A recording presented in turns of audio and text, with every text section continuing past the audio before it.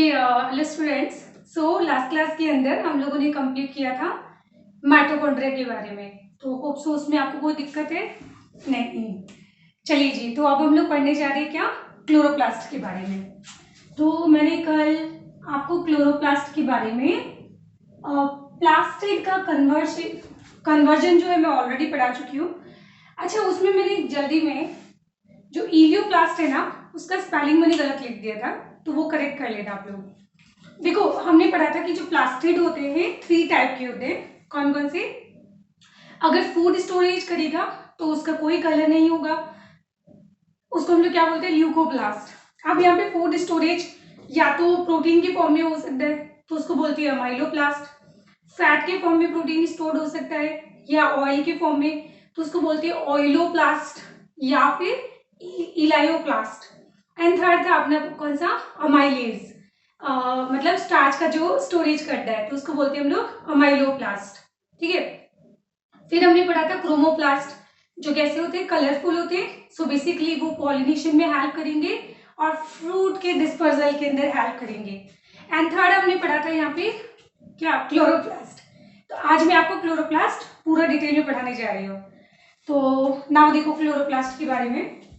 तो जो क्लोरोप्लास्ट होते हैं इसके मैं पहले आपको शेप्स के बारे में पढ़ाऊंगी। तो क्लोरोप्लास्ट जो है उसकी, अगर मैं एल्गी की बात करूं तो इन एल्गी एल्गी के अंदर हमें क्लोरोप्लास्ट बहुत सारे डिफरेंट शेप्स के मिलेंगे। तो वो तो हम प्लांट किंगडम में वैसे भी पढ़ेंगे, बट मैं ये भी पढ़ा देती हूँ यहाँ, तो काइंड ऑफ थोड़ा रिवीजन हो जाएगा वहाँ। तो देखो, एल्गी के अंदर क्लोरोप्लास्ट कैसा हो सकता है। तो पहला मैं बोल रही हूँ कि यहाँ पे कप शेप्ड क्लोरोप्लास्ट मिलेंगे आपको। अब कप शेप्ड मतलब ये मैं डायग्राम बना रही हूँ ऐसा कुछ,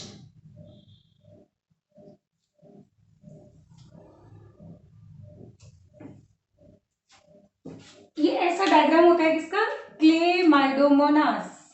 क्या? क्लेमाइडोमोनास।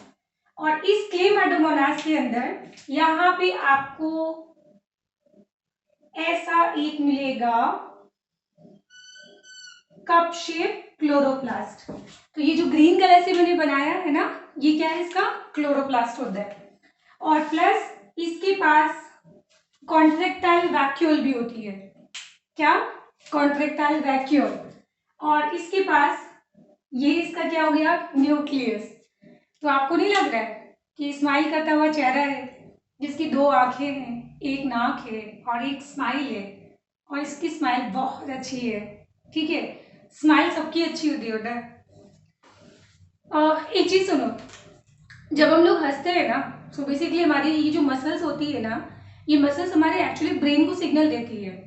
एंड हमारी क्या बोलते हैं, खुश रहने के लिए जो इंपॉर्टेंट हार्मोन होता है ना, दैट इज सेरोटोनिन। सेरोटोनिन को हम लोग बोलते हैं हैप्पी हार्मोन। तो जब आप लोग इस तरह से क्या करते हो, हंसते हो ना, सो उस केस में आपके ब्रेन को ये क्या करता है, सेरोटोनिन सिक्रीशन को स्टिमुलेट करता है ना। और उसकी वजह से क्या होगा, और सेरोटोनिन रिलीज होगा, एंड और सेरोटोनिन रिलीज होगा, फिर और ज्यादा सेरोटोनिन रिलीज होगा, फिर और ज्यादा सेरोटोनिन रिलीज होगा। सो बेसिकली क्या होता है, जब भी आप पढ़ाई करते हो ना, प्लीज आप ऑलवेज स्माइल करते रहो, जबरदस्ती करो, नहीं हंसी आ रही ना फिर भी हंसो, क्योंकि बाद में जाके ये पता है हमारी एक आदत बन जाती है हंसना, मतलब बिना किसी रीजन की फिर हंसी आने लग जाती है। नहीं, उसको पागल नहीं कहते, उसको समझदार कहते हैं, क्योंकि ये सेरोटोनिन आपकी बॉडी के अंदर कहीं ना कहीं बहुत ही मतलब पॉजिटिव चीजों को इंड्यूस करता है। लाइक स्ट्रेस को कम करने में सेरोटोनिन का बहुत इंपॉर्टेंट रोल होता है। एंड बाकी कॉर्टिसोल हो गया, खैर मैं इतना डिटेल में नहीं जाती हूँ, बट आप लोग ध्यान रखना कि ऐसे करके आपको सेरोटोनिन का सिक्रेशन करवाना है। ठीक है, तो ऐसे हंसते रहो और खूब पढ़ते रहो। तो हम लोग पढ़ रहे थे क्या, कि इसका जो स्माइल है ना, ये क्या है, कप शेप क्लोरोप्लास्ट हो गया, और इसका जो नाक है वो न्यूक्लियस हो गया, और उसकी आंखें कॉन्ट्रेक्टाइल वैक्यूल। सो बेसिकली ये क्या है, क्लेमाइडोमोनास। Chlamydomonas, Chlamydomonas.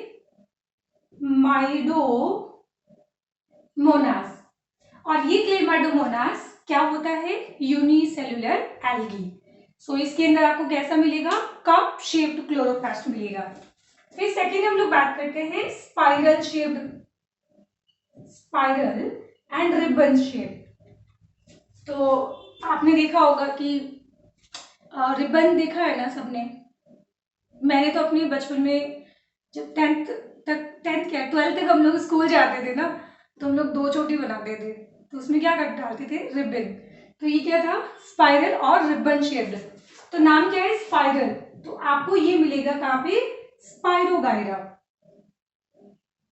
तो स्पाइरोगायरा के अंदर क्लोरोप्लास्ट कैसे होंगे, स्पाइरल और रिबन शेप्ड होंगे। तो इसका नाम ही स्पाइरोगायरा स्पाइरल क्लोरोप्लास्ट की वजह से रखा गया था। फिर एक होता है यू शेप, और यू शेप को हम लोग और बोल सकते हैं और गर्डल शेप्ड। अब आप लोग गर्डल समझते हो क्या, नहीं ना, कैसे समझो, यू समझते हो ना, यू है ना।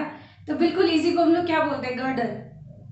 जैसे मतलब कुछ गहने भी पहनते हैं ना, लाइक वो इस तरह से होते हैं, या यू बोल दो या शी शेप्ड बोल दो।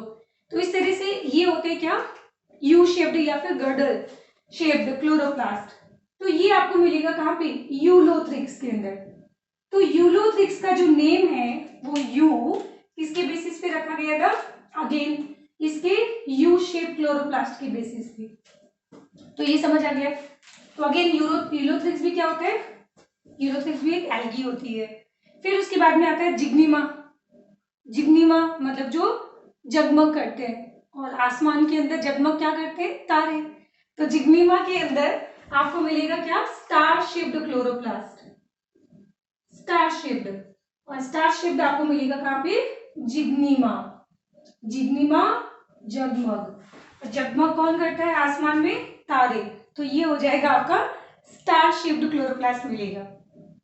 बाकी और भी बहुत सारे होते हैं, लाइक रेटिकुलेट होता है जो, और दो, तो ये सब छोड़ दो, काम का नहीं है, तो हम लोग ये पढ़ेंगे।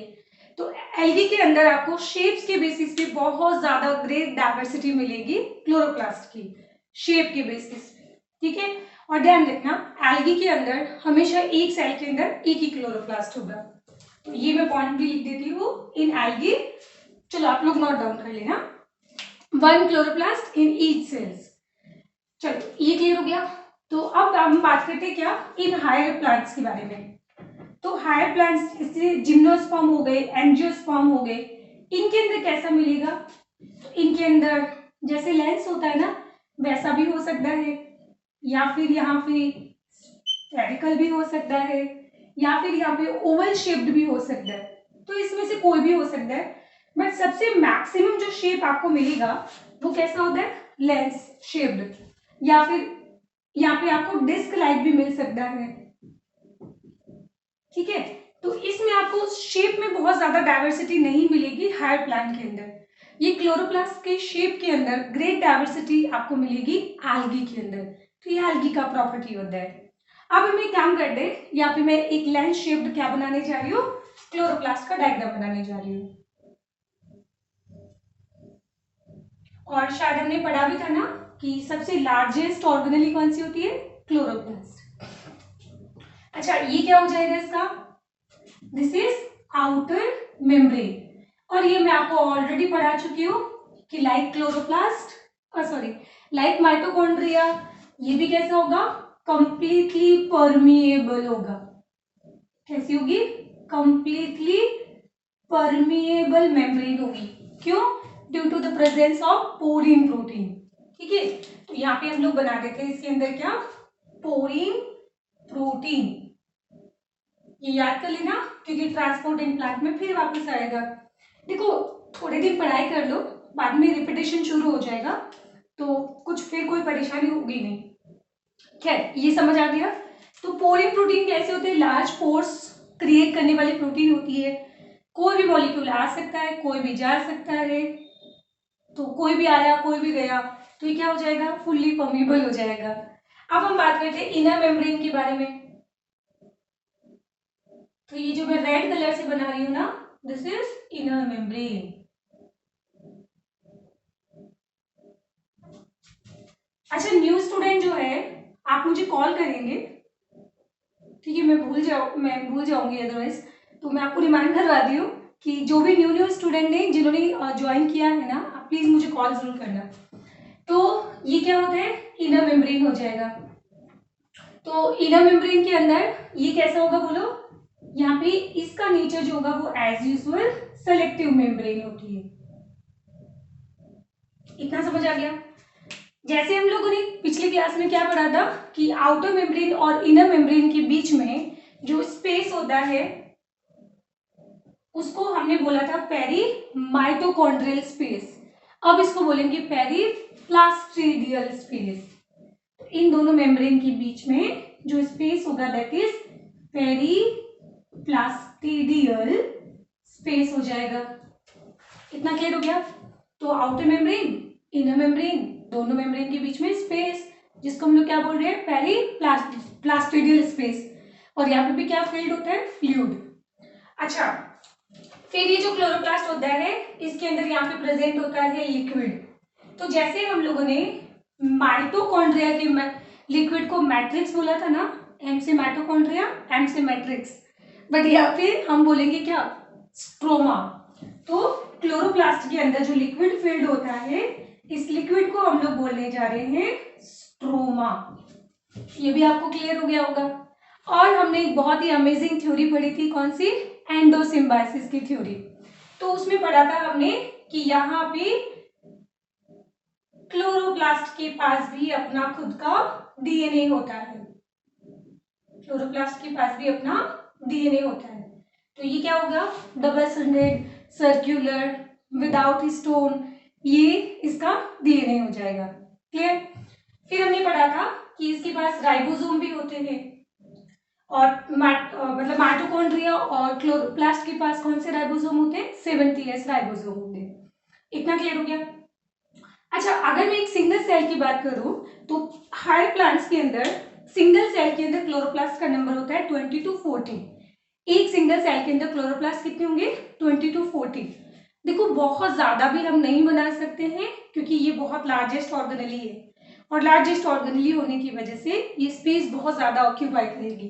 तो आप क्लोरोप्लास्ट का नंबर बहुत ज्यादा इंक्रीज नहीं कर सकते हैं। इन हायर प्लांट इसका नंबर होता है कितना, 20 to 40%। बट यहाँ पे हमने पढ़ा था एल्गी के अंदर कि हर एल्गी के अंदर एक सिंगल सेल के अंदर एक ही क्लोरोप्लास्ट होगा।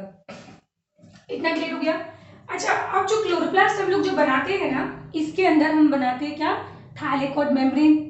और थाइलेकोइड मेम्ब्रेन, देखो थाइलेकोइड मेम्ब्रेन क्या होती है मेम्ब्रेन समझते हो ना, ठीक है, क्या होती है, फॉस्फोलिपिड बाइलेयर होती है ना। मैं इसका डायग्राम यहाँ बना देती हूँ। क्या होता है, ये फॉस्फोलिपिड बाइलेयर होता है। तो इस तरीके से ये आपको दिखाई दे रहा है फॉस्फोलिपिड बाइलेयर का मेम्ब्रेन। और इस मेम्ब्रेन को मैं क्या बोलूंगी, इस मेम्ब्रेन को मैं क्या बोलूंगी, थाइलेकोइड मेम्ब्रेन। तो आप लोग क्या नोटिस कर रहे हो कि इस मेम्ब्रेन का स्ट्रक्चर कैसा है, एक रिंग की तरह है। जबकि हमने छोटी क्लासेस में पढ़ा था कि यहाँ पे कॉइन जैसा होता है। कॉइन कहाँ है बेटा, कॉइन तो पूरा कंप्लीट होता है ना, तो हम लोग क्या बोलेंगे कि टेक्निकली रिंग होती है। तो अगर रिंग है तो इसके बीच में ये वाला क्या होगा, खाली स्पेस हो गया ना, तो इस ब्लैंक स्पेस को बोला जाएगा ल्यूमन। स्पेस को हम लोग क्या बोलेंगे, ल्यूमन। इंपॉर्टेंट ध्यान रखना क्योंकि फोटोसिंथेसिस में ये वापस आएगा, ठीक है। चलो, तो ये मैंने एक सिंगल बनाया है थाइलेकोइड मेम्ब्रेन, थाइलेकोइड मेम्ब्रेन। और इस थाइलेकोइड मेम्ब्रेन के अंदर अगर मेम्ब्रेन है तो फॉस्फोलिपिड बाइलेयर होगी। अब जो थाइलेकोइड मेम्ब्रेन होती है इसका काम होता है फोटोसिंथेसिस करना। तो बताओ इस मेम्ब्रेन के अंदर लिपिड ज्यादा होगा या प्रोटीन ज्यादा होगा, तो ऑफ कोर्स इस मेम्ब्रेन का काम है फोटोसिंथेसिस। और जब मेम्ब्रेन का फंक्शनल रोल होता है तो उस केस में उसमें प्रोटीन ज्यादा होता है। तो यहाँ पे प्रोटीन भी बहुत सारे प्रेजेंट होंगे एंड प्लस प्रेजेंट होंगे क्लोरोफिल पिगमेंट। ये आपको दिखाई दे रहा है जो मैं रेड कलर से बना रही हूँ। तो ये होते हैं यहाँ पे कैरोटिनॉइड पिगमेंट्स। क्या होते हैं, कैरोटिनॉइड पिगमेंट्स। और इसके साथ यहाँ पे प्रेजेंट होते हैं क्लोरोफिल पिगमेंट। क्या प्रेजेंट होंगे, क्लोरोफिल पिगमेंट्स। तो यहाँ पे पिगमेंट्स कौन कौन से होते हैं वो मैं बिल्कुल आपको पढ़ाऊंगी फोटोसिंथेसिस वाले चैप्टर के अंदर। तो इस तरीके से यहाँ पे जो पिगमेंट्स होते हैं वो इस तरीके से बंडल्स की फॉर्म में प्रेजेंट होते हैं, पैचेस की फॉर्म में प्रेजेंट होते हैं, और इसको हम लोग बोलेंगे क्या, फोटोसिंथेटिक यूनिट। क्या बोलेंगे इसको, ये हो जाएगा यहाँ पे फोटोसिंथेटिक यूनिट। और फोटोसिंथेटिक यूनिट ये नाम दिया था किसने, पार्क और बिगिंस ने, और ये EIPMT में क्वेश्चन आया हुआ है, पार्क एंड बिगिंस, ये नाम दिया था टर्म फोटोसिंथेटिक यूनिट, ये टर्म दिया था किसने, पार्क और बिगिंस ने, ध्यान रखना, ठीक है। सो बेसिकली फोटोसिंथेटिक यूनिट है क्या, ये एक्चुअली क्लस्टर्ड ऑफ पिगमेंट होता है ना, मतलब ये पूरा फोटो सिस्टम होते हैं जो बेसिकली फोटोसिंथेसिस के अंदर पार्टिसिपेट करेंगे। तो आप यहाँ पे देख के मुझे ये बताओ कि जो पिगमेंट्स होते हैं ना वो फैट सोल्यूबल होने चाहिए या वाटर सोल्यूबल, डायग्राम देख के बताओ। पढ़ाया था ना मैंने सेल मेम्ब्रेन, हाँ, तो हमने पढ़ा था कि जो मेम्ब्रेन होता है, मेम्ब्रेन का इंटरनल एनवायरनमेंट कैसा होगा, हाइड्रोफोबिक होगा, और ये पिगमेंट कहाँ प्रेजेंट है, मेम्ब्रेन के अंदर प्रेजेंट है।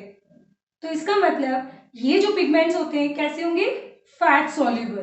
तो ध्यान रखिएगा, क्लोरोफिल पिगमेंट हो गया, कैरोटिनॉइड हो गया, ज़ैंथोफिल हो गया, ये सारे पिगमेंट्स कैसे होते हैं, फैट सॉल्युबल होते हैं, ये वाटर के अंदर नहीं होते हैं। सो दैट्स व्हाई ये सिग्निफिकेंस है यहाँ पे थाइलेकोइड मेम्ब्रेन का, ठीक है।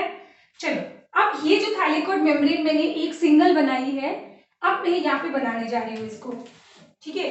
तो एक ये सिंगल क्या हो गया, थाइलेकोइड मेम्ब्रेन, फिर ये क्या हो जाएगा, thylakoid membrane, thylakoid membrane, thylakoid membrane, thylakoid membrane, thylakoid membrane, thylakoid membrane, फिर थाइलेकोइड मेम्ब्रेन, थाइलेकोइड मेम्ब्रेन, बोलते जाओ,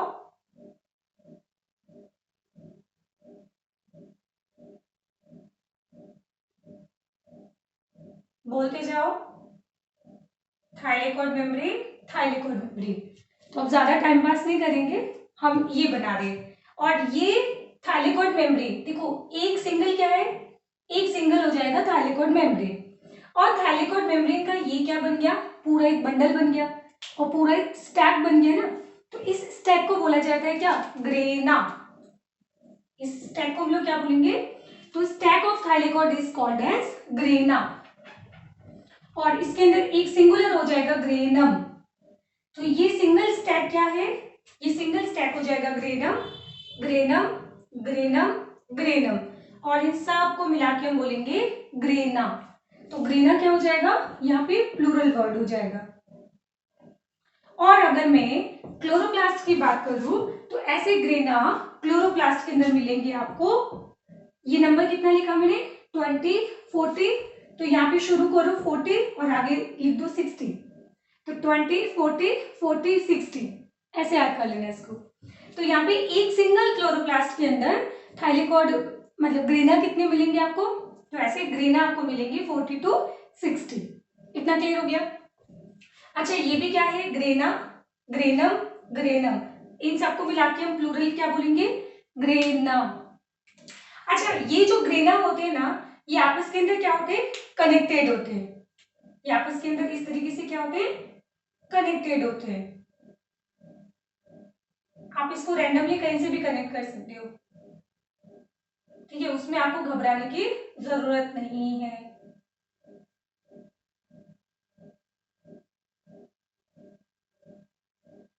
ठीक है, तो ये हम लोगों ने इस तरह से एक 3D डायग्राम बना दिया। अब आप लोग क्या देख रहे हो कि यहाँ पे भी थाइलेकोइड है और ये भी थाइलेकोइड ही है, तो ये थाइलेकोइड कहाँ प्रेजेंट होते हैं, ग्रेना के अंदर। सो इन थाइलेकोइड को हम बोलेंगे ग्रेनम थाइलेकोइड, ग्रेनल थाइलेकोइड। और ये वाले थाइलेकोइड क्या है, दो ग्रेना के बीच में है ना, सो इसको बोला जाएगा इंटरफ्रेस्ट चैनल, या इनको बोलेंगे स्ट्रोमल लेमिली, क्योंकि ये जो लिक्विड है इस लिक्विड को हमने नाम दिया था स्ट्रोमा, तो इनको बोला जाएगा क्या, स्ट्रोमल लेमिली, स्ट्रोमल, ये हो जाएगा यहाँ पे लेमिली, या इसको हम लोग और बोल सकते हैं फ्रेट्स चैनल। चलो यहाँ पे कोई प्रॉब्लम, और बाकी इसके अंदर और कुछ है नहीं। कुछ लोग बोलते हैं कि यहाँ पे क्लोरोप्लास्ट के अंदर फैट ड्रॉपलेट भी आपको मिल सकती है। क्या मिलेगी? फैट की ड्रॉपलेट्स भी यहाँ पे दिखाई दे सकती है। ये हो जाएगी फैट ड्रॉपलेट्स, ठीक है। और राइबोसोम कौन से लिखे थे मैंने? तो यहाँ पे राइबोसोम हो जाएंगे कौन से? 80S या 70S। तो यहाँ पे आपको मिलेंगे 70S ribosome, just like bacteria. चलो, तो ये हम लोगों ने कंप्लीट कर लिया क्लोरोप्लास्ट का स्ट्रक्चर। कंप्लीट हो गया मैडम? हाँ, क्लोरोप्लास्ट खत्म। अब ये पॉइंट भी लिख लेना बाकी सारे कि डबल मेम्ब्रेन बाउंड ऑर्गेनेलीज होती है, और ये भी कैसी होगी? सेमी ऑटोनोमस ऑर्गेनेलीज होगी, और इसके पास भी राइबोसोम 70S होगा, और इसका अपना खुद का डीएनए होता है। तो ये सारी बकवास सारी लिख देना इसमें, ठीक है। चलो, तो इस तरीके से क्लोरोप्लास्ट कंप्लीट हो गया। अब इसके बाद थर्ड हम लोग पढ़ेंगे ऑर्गेनेली राइबोसोम के बारे में। देखो, पहले हमने दोनों सबसे लार्जेस्ट ऑर्गेनेली खत्म कर ली। अब आ जाते हैं हम सबसे छोटी ऑर्गेनेली के बारे में, जिसको क्या बोलते हैं? राइबोसोम। जरा ऊपर देखना, ये मैंने क्या लिखा है? राइबोसोम। और राइबोसोम क्या होता है? ऑर्गेनेली। और ये क्लोरोप्लास्ट क्या है? ये भी ऑर्गेनेली। तो राइबोसोम को मैं क्या बोल सकती हूँ? Organelle with in organelle. ये सबसे छोटी है, तभी तो अदर ऑर्गेनेली के अंदर भी प्रेजेंट होती है, ठीक है। तो ये कहानी थी सिंपल सी क्लोरोप्लास्ट के बारे में। और यहाँ पे लिख लेना कि one chloroplast in one each cells in algae. ये एल्गी का प्रॉपर्टी होता है। अच्छा, ये भी आप लोग लिख सकते हो कि एक सिंगल ग्रेनम के अंदर थाइलेकॉइड कितने होंगे? 2 to 100।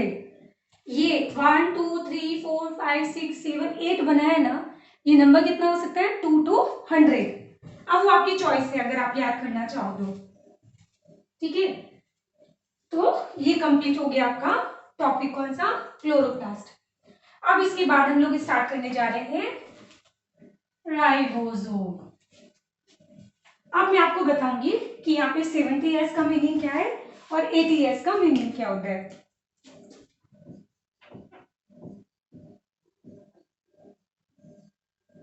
चलिए, तो राइबोसोम मैंने जस्ट अभी बोला था कि क्या होता है? Organelle with in organelles. Organelle with in organelle. और ये ऑर्गेनेली कौन है? राइबोसोम। और विद इन अदर ऑर्गेनेली कौन है? माइटोकॉन्ड्रिया और क्लोरोप्लास्ट, ठीक है। अच्छा, इसके बाद राइबोसोम जो है उसके ऊपर मेम्ब्रेन होती है क्या? नहीं ना। मैंने आपको ट्रिक बताया था ना, दो ऐसी ऑर्गेनेली है जिसके ऊपर दो मेम्ब्रेन होगी, दो ऐसी ऑर्गेनेली है जिसके ऊपर कोई मेम्ब्रेन नहीं होगी। कौन सी? राइबोसोम और सेंट्रोसोम। तो हम लोग बोलेंगे कि ये विदाउट मेम्ब्रेन होती है, विदाउट मेम्ब्रेन। अब ये कहां प्रेजेंट हो सकती है? Present in both prokaryotes and eukaryotes. Prokaryotes and eukaryotes. Prokaryotes के अंदर 70S एंड यूकैरियोट्स के अंदर 80S। और यहाँ पे होता क्या है? इसका फंक्शन, इसका सिर्फ एक ही फंक्शन है, वो है प्रोटीन सिंथेसिस। अच्छा, प्रोटीन सिंथेसिस मतलब एंजाइम सिंथेसिस भी तो बोल सकते हो ना। साइटोप्लाज्म के अंदर जितने भी जो एंजाइम्स होते हैं वो कौन बनाता है? राइबोसोम ही तो बनाता है। तो अगर आपसे क्वेश्चन पूछा जाए कि जो प्रोटीनेशियस एंजाइम होते हैं उनका फॉर्मेशन कहाँ पे होता है? तो राइबोसोम पे। प्रोटीन सिंथेसिस कहाँ पे होता है? राइबोसोम पे। क्योंकि एंजाइम होते क्या है? प्रोटीन ही तो होता है ना। तो क्वेश्चन थोड़ा ट्विस्ट करके ऐसे भी पूछा जा सकता है। अच्छा, ये राइबोसोम अब होते कहाँ कहाँ है ये बताओ। तो अगर जैसे मैं प्रोकैरियोटिक सेल की बात करूं, होप सो आपको ये दिखाई दे रहा होगा, और यहाँ मैं बात करती हूँ क्या? यूकैरियोटिक सेल के बारे में। तो प्रोकैरियोटिक सेल के अंदर ये राइबोसोम प्रेजेंट होते हैं इन साइटोप्लाज्म, बस। और इसके अलावा ये उसके मेम्ब्रेन के साथ अटैच्ड भी हो सकते हैं। कैसे? ऐसे। ये मैंने बैक्टीरिया बना दिया, और ये ब्लैक कलर मैंने क्या बनाया? Cell wall. और ये ग्रीन कलर में क्या बना रही हूँ? ये ग्रीन कलर में बना रही हूँ सेल मेम्ब्रेन। तो जो राइबोसोम होते हैं वो यहाँ पे साइटोप्लाज्म के अंदर फ्री भी प्रेजेंट हो सकते हैं। तो ये तो हो गए फ्री राइबोसोम, जिनको हम क्या बोलते हैं 70S राइबोसोम। और इसके अलावा ये मेम्ब्रेन बाउंड भी हो सकते हैं, और ये भी कैसे होंगे 70S ही होंगे। ठीक है, तो ये फ्री हो या मेम्ब्रेन बाउंड हो, एंड मेम्ब्रेन बाउंड हो, होंगे कौन से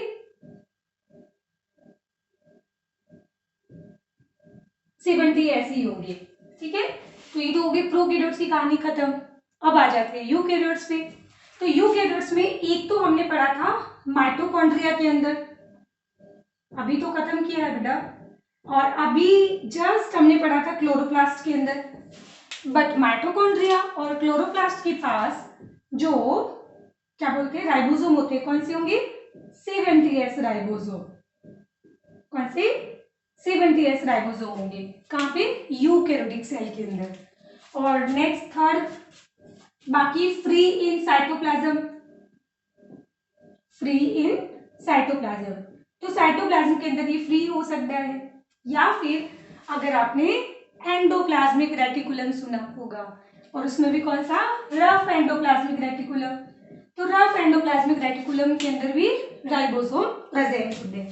बट यहाँ पे जो राइबोसोम होंगे वो कौन से होंगे 80S राइबोसोम। क्या होते हैं 80S राइबोसोम होते हैं। और ये RER के अंदर कौन से राइबोसोम होते हैं 80S, और ये क्वेश्चन एग्जाम के अंदर आ चुका है। ठीक है, बच्चे एक्चुअली कंफ्यूज हो गए थे कि कौन से राइबोसोम होंगे, तो कौन से होते हैं ध्यान रखना 80S राइबोसोम होते हैं। तो इस तरीके से अगर मैं इनडायरेक्ट आपको एक क्वेश्चन और दूं कि बताओ यूकैरियोटिक सेल के अंदर प्रोटीन सिंथेसिस कहाँ कहाँ होता है, यूकैरियोटिक सेल के अंदर प्रोटीन सिंथेसिस कहाँ कहाँ होगा, जहां जहां राइबोसोम होगा। कहाँ कहाँ होगा, जहां जहां राइबोसोम होगा।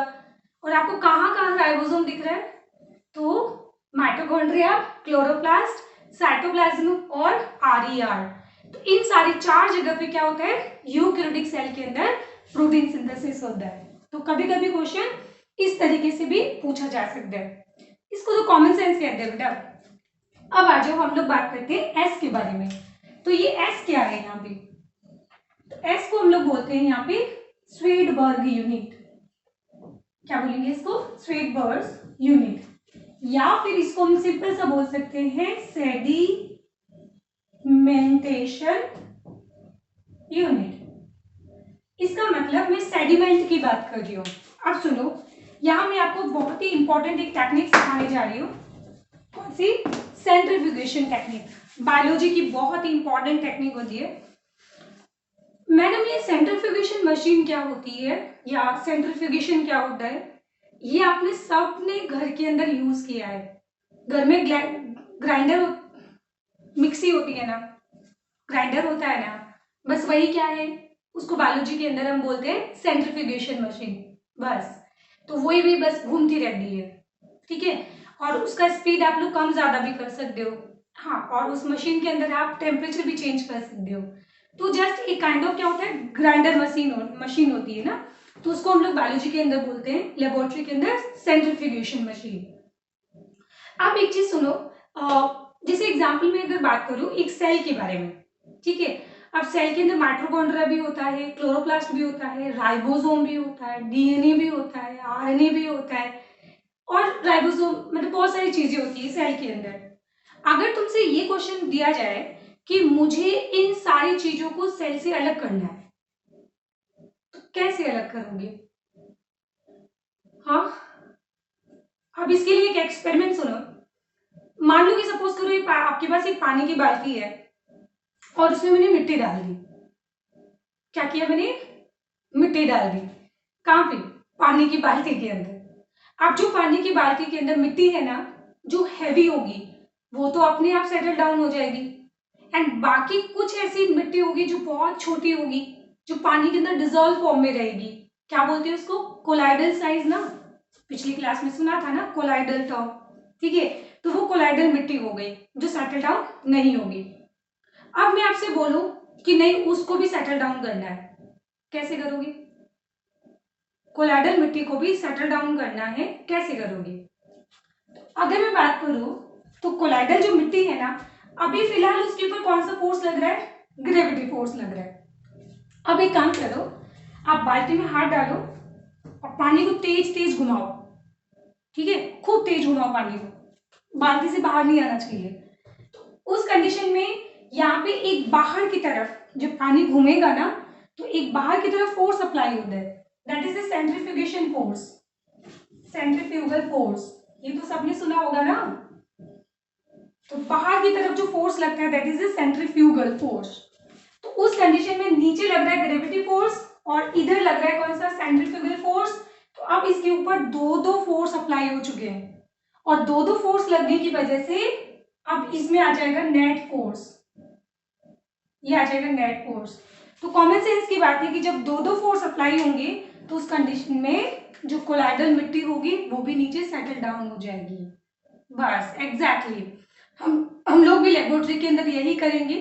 पानी में हम लोग बहुत सारे सेल्स रख देंगे, ठीक है, और फिर उसके बाद में उनको हम तेज तेज घुमाएंगे। तो उस कंडीशन में उसका जो मेम्ब्रेन होगा, सेल मेम्ब्रेन, वो तो वैसे ही घूमने की वजह से टूट जाएगी, क्योंकि मेम्ब्रेन बहुत ही क्या होती है? डेलिकेट होती है ना, तो जल्दी से टूट जाती है। टूटने की वजह से सारा का सारा साइटोप्लाज्म बाहर आ जाएगा। अब सारी की सारी ऑर्गेनेलीज, डीएनए, आरएनए, ये सब कहाँ पे आ गया? सॉल्यूशन के अंदर आ गया। अब हम लोग क्या करते हैं, उस मशीन को एक पर्टिकुलर स्पीड में घुमाते हैं। जैसे अगर उस मशीन की स्पीड, अगर आपने 1000 आरपीएम रखा है, कितना?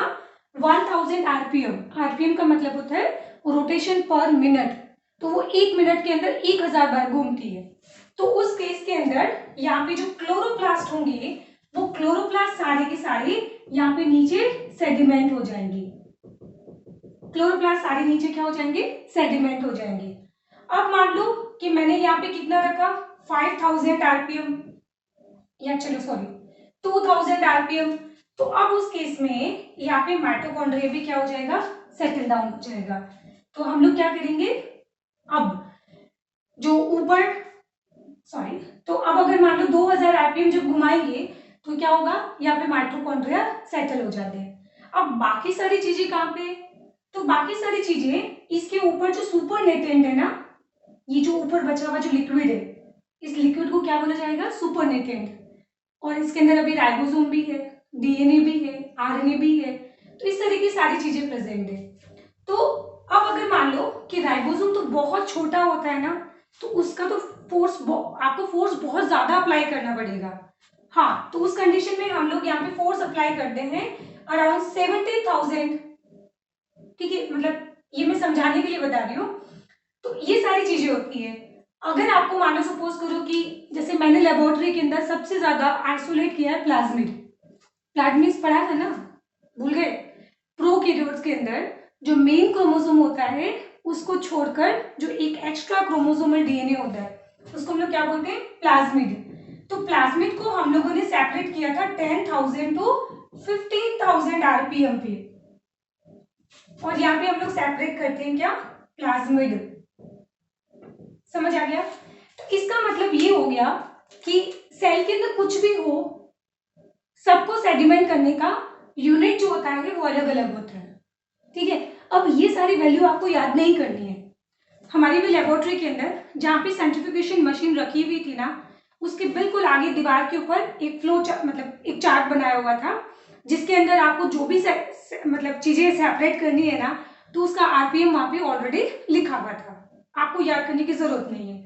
अब सिंस मैंने यहाँ पे प्लाज्मिड के ऊपर बहुत ज्यादा एक्सपेरिमेंट किया था, तो इसलिए मुझे ये वाली वैल्यू जो है वो याद हो गई थी। समझ आ गया? अच्छा, इस वैल्यू को ध्यान से देखना। तो जो चीज बहुत बड़ी होती है वो ऑलरेडी बहुत हैवी है, तो उसके लिए आपको ज्यादा स्पीड रखने की जरूरत नहीं है, तो वो कम आरपीएम पे ही अलग हो जाएगी। पर जो चीज जितनी ज्यादा छोटी होगी तो आपको उतना ज्यादा फोर्स अप्लाई करना होगा, तो उस कंडीशन में उसका आरपीएम क्या हो जाएगा? इंक्रीज हो जाएगा। पॉइंट समझ आ रहा है? इसके ऊपर ओलंपियाड पे क्वेश्चन आया था, प्लीज मुझे रिमाइंड करवा देना, वो क्वेश्चन मैं आपको शेयर करूंगी। वो क्वेश्चन जब आप सॉल्व करोगे तब अपने आप आपको क्लियर हो जाएगा कि अच्छा मैडम क्या कहना चाहते थे। तो ध्यान रखना, यहाँ पे जो एस है ना वो बिल्कुल भी स्पीड नहीं है कि मशीन की आप स्पीड कितनी रख रहे हो, वो नहीं है। यहाँ पे एस का मतलब होता है कि इस सॉल्यूशन में से वो चीज कौन से यूनिट पे सेडिमेंट हो रही है। तो सेडिमेंट हो रही है, दैट्स व्हाई इसको बोलते हैं सेडिमेंटेशन यूनिट। और इतनी अच्छी टेक्निक दी थी ये स्वेडबर्ग ने, सो दैट्स व्हाई इसको बोलेंगे हम लोग स्वेडबर्ग यूनिट। समझ आ गया? बट इसमें मोर करेक्ट होता है क्या, सेडिमेंटेशन यूनिट। चलो ये तरीका होता है। तो अब ध्यान रखना 12th क्लास के अंदर भी मैं आपको जब एक एक्सपेरिमेंट पढ़ाऊंगी, मेसलसन और स्टॉल का एक्सपेरिमेंट, तो वहां मैं फिर नाम लूंगी सेंट्रीफ्यूगेशन टेक्निक, जहां पे हम लोग क्या करेंगे, ई कोलाई में से डीएनए को आइसोलेट करेंगे। तो सेल में से आपको कुछ भी आइसोलेट करना हो बेटा, तो उसका सिंपल तरीका है सेंट्रीफ्यूगेशन टेक्निक। इतना क्लियर हो गया? अब आपको समझ आ गया होगा कि यहाँ पे एस का मीनिंग क्या है। तो अब मैं बात करती हूँ यहाँ पे राइबोसोम के बारे में। देखो जिस तरीके से राइबोसोम बहुत छोटे ऑर्गेनेली है ना, तो इसके ऊपर ज्यादा आपको कुछ पढ़ना भी नहीं है, ठीक है। तो राइबोसोम जो होता है ना वो बना होता है किसका, आरएनए प्लस प्रोटीन का। किसका बना होगा, आरएनए प्लस प्रोटीन का बना होता है। और अगर आपने छोटी क्लास में सुना होगा तो आरएनए भी 3 तरह के होते हैं। कौन कौन से, एक होता है एमआरएनए, और एक होता है टीआरएनए, और एक होता है rRNA. M for messenger RNA, T for transfer RNA, and R for ribosomal RNA. ये तो अभी आपको नहीं पढ़ना है। यहाँ पे देखो ये वाला जो राइबोसोमल आरएनए है ना, इसका काम क्या होता है, राइबोसोम बनाना। इसका मतलब ये हो गया कि यहाँ पे आरआरएनए जो है वो एक स्ट्रक्चरल आरएनए हो जाएगा। आप स्ट्रक्चरल आरएनए का मतलब एक राइबोसोम का स्ट्रक्चर बना रहा है वो, ठीक है। अब राइबोसोम कैसे बनाना होता है, तो इसकी रेसिपी बहुत सिंपल है। एक हाथ में आप आरआरएनए ले लीजिए, एक हाथ में आप प्रोटीन ले लीजिए, फिर दोनों को मिक्स कर दीजिए। अच्छे से मिक्स हो गया, ये लीजिए आपका राइबोसोम तैयार हो गया। तो इस तरीके से राइबोसोम बन गया। क्या मुझे बताओ, राइबोसोम को मैं और ये बोल सकती हो गया राइबो न्यूक्लियो प्रोटीन, क्या ये टर्म में यूज कर सकती हूँ क्या राइबोसोम के लिए? जी हाँ। क्यों? क्योंकि देखो ribo nucleic acid means RNA, और ये क्या होता है, प्रोटीन। तो ध्यान रखना ये है कौन, राइबोसोम। अब इस राइबोसोम के अंदर हम लोग क्या बोलते हैं, प्रोटीन बनता है ना। सो इस प्रोटीन बनाने के लिए इंपॉर्टेंट कौन है? आज जैसा आप देख रहे हो कि राइबोसोम के अंदर 2 चीजें, आरआरएनए और दूसरा प्रोटीन, तो इसमें से प्रोटीन कौन बनवाएगा? तो ध्यान रखना ये होता है आरआरएनए। तो राइबोसोम का जो स्टार मॉलिक्यूल है ना, जो इंपॉर्टेंट मॉलिक्यूल है वो कौन है, आरआरएनए होता है, ठीक है। अच्छा अब देखते हैं हम लोग कि ये आरआरएनए कौन कौन से होते हैं। तो उसके बेसिस पे राइबोसोम हमारे पास 2 टाइप के हो जाएंगे। एक हो जाएगा 70S राइबोसोम और एक हो जाएगा हमारे पास 80S राइबोसोम। 70S और एक हो जाएगा यहाँ पे 80S राइबोसोम। अब जो राइबोसोम होता है ना उसके अंदर हमेशा कितनी यूनिट होती है, 2। एक होती है लार्ज सब यूनिट और एक होती है स्मॉल सब यूनिट। तो ध्यान रखना राइबोसोम के अंदर कितनी सब यूनिट, 2 सब यूनिट। कौन कौन सी, एक होगी यहाँ पे लार्ज सब यूनिट और एक होती है स्मॉल सब यूनिट। ऐसा ही सेम चीज राइबोसोम के अंदर कितनी सब यूनिट होती है, 2 सब यूनिट, एक लार्ज सब यूनिट और एक ये स्मॉल सब यूनिट होती है।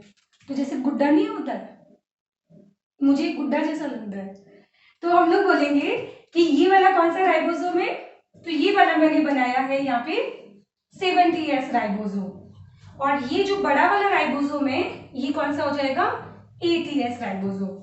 मीन 70S राइबोसोम छोटा होता है, तो इसको सॉल्यूशन में से सेपरेट करने के लिए आपको ज्यादा आरपीएम रखना पड़ेगा, ठीक है। तो ये 70 और एस क्या है, 80। ध्यान रखना इसका सेडिमेंटेशन यूनिट है, ये स्पीड नहीं है। इतना क्लियर हुआ?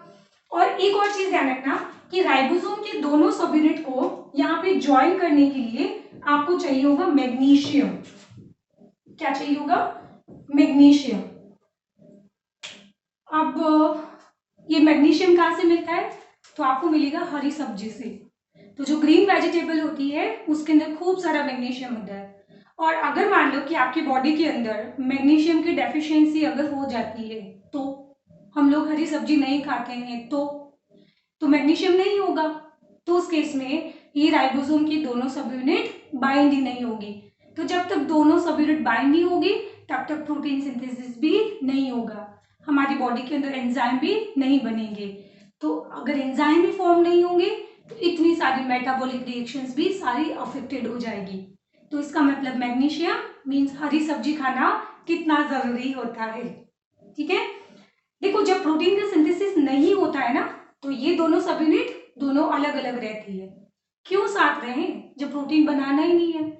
हाँ, जब क्या होता है साइटोप्लाज्म के अंदर आता है आरएनए, एमआरएनए, तब उस कंडीशन में जब प्रोटीन सिंथेसिस करना होता है ना तो उस केस में ये दोनों सब यूनिट पास में आती है और फिर प्रोटीन बनाती है। बाकी अदरवाइज ये दोनों हमेशा अलग रहती है।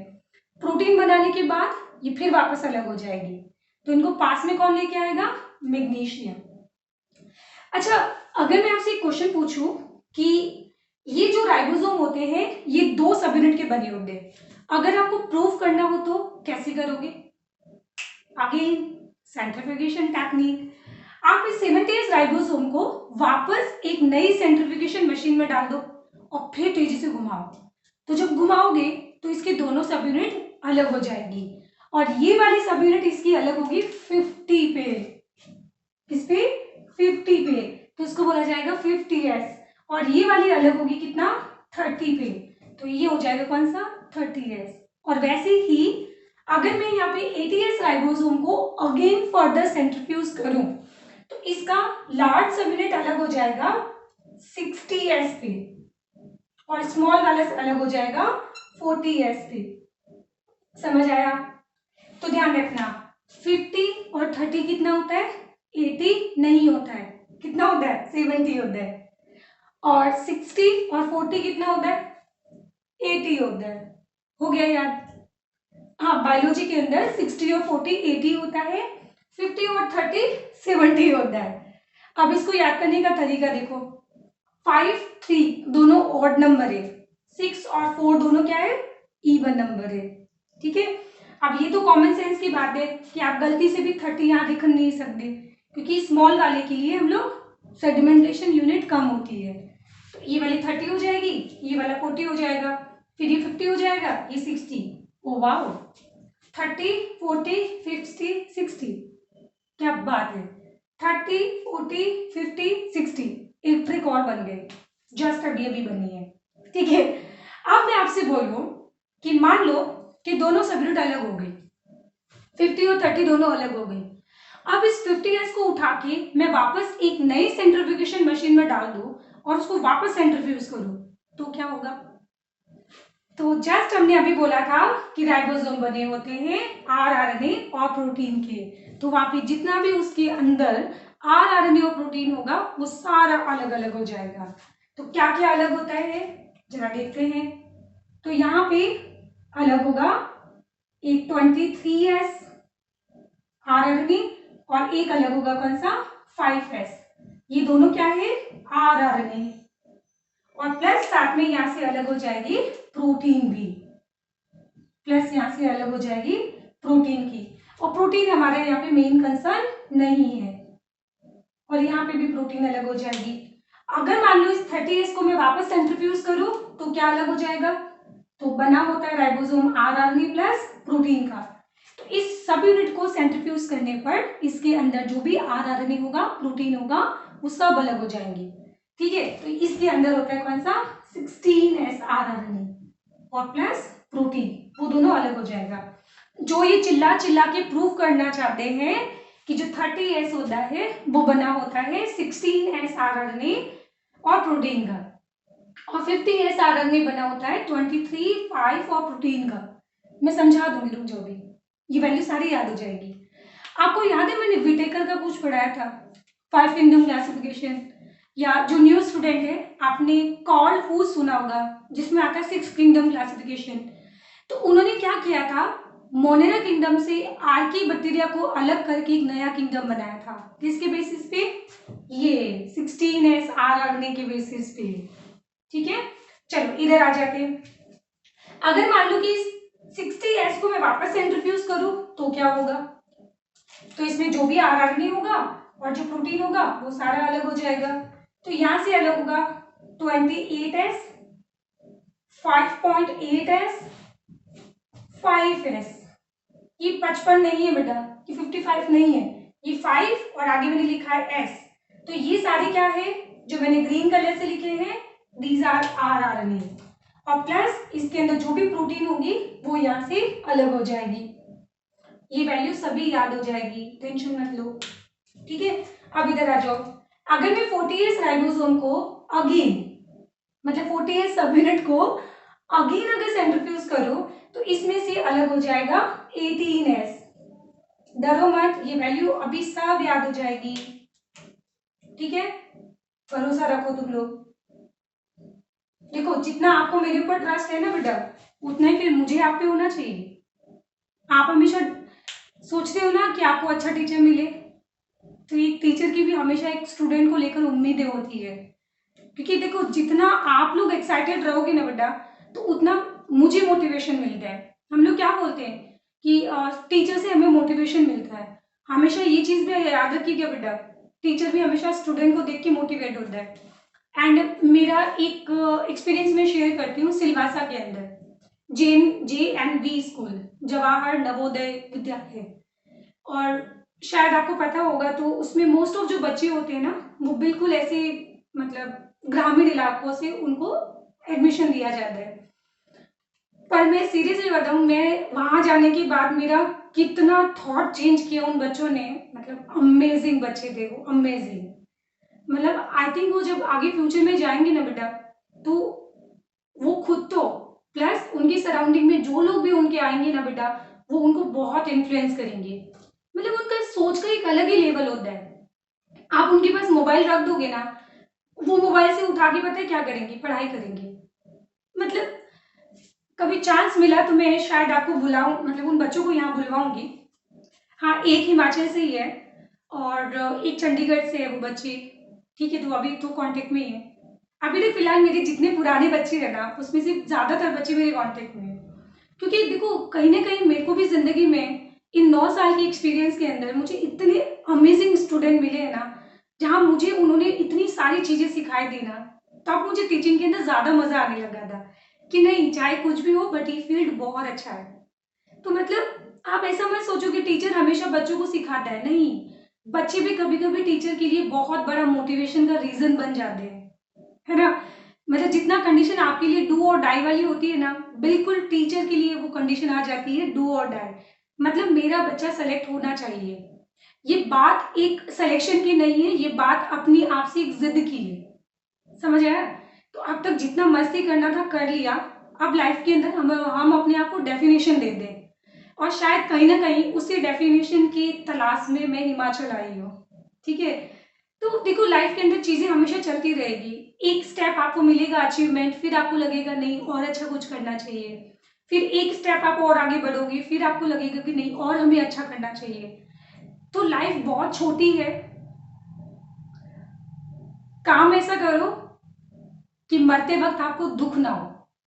जब आप मरो ना, तो आपके चेहरे पे एक लंबी सी स्माइल होनी चाहिए। ठीक है, तो लाइफ बहुत छोटी है।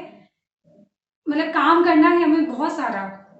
ठीक है, तो फालतू चीजें आपको सोचनी नहीं है, सिर्फ पढ़ाई पे ध्यान दो। चलो तो टॉपिक पे आ जाते हैं। अब मैडम इतना सारा वैल्यू हम याद कैसे करेंगे? ठीक है, तो इधर देखो, ये तो आपको याद हो गया ना, 30, 40, 50, 60। खुश?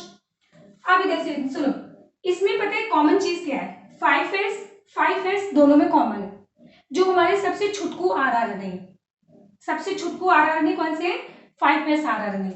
अब इधर देखो ट्रिक, ये क्या मैंने लिखा है? 8। ये भी क्या लिखा है? 8। ये भी क्या लिखा है? 8। अरे इंग्लिश में 8, तो ये क्या रहता है? 8, 8 और 8 हो गया याद। ठीक है, यानी इसका मतलब ये हो जाएगा 28 और ये क्या है? 5 है।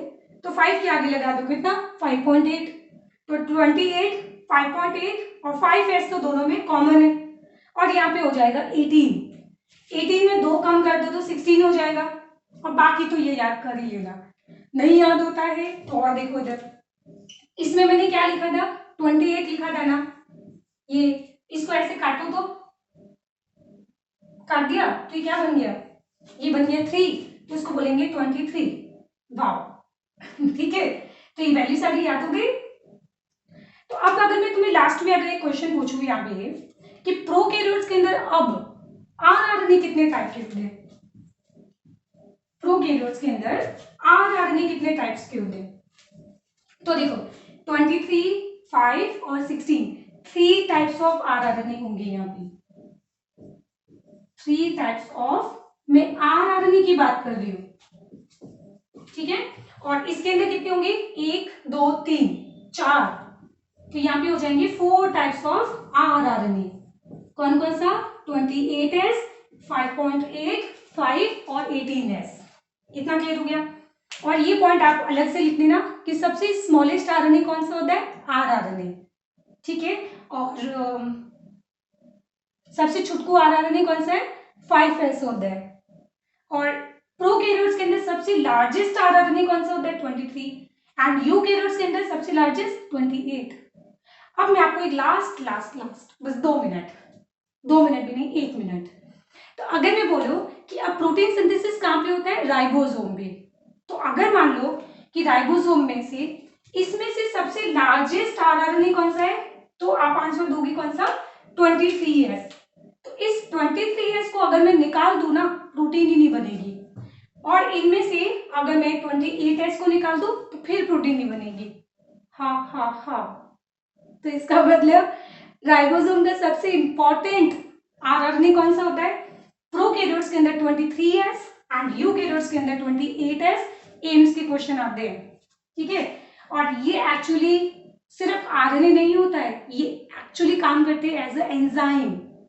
तो अभी तक आपने बायोलॉजी में पढ़ा होगा कि एंजाइम्स किसके बने होते हैं, प्रोटीन के बने होते हैं, बट पहली बार आप सुनने जा रहे हो, कान से करो, हाँ, तो पहली बार आप ऐसा सुनने जा रहे हो कि एंजाइम आरआरएनए के बने होते हैं, ठीक है। तो ये एक्सेप्शन हो जाएगा, बाकी otherwise enzymes are proteinaceous in nature.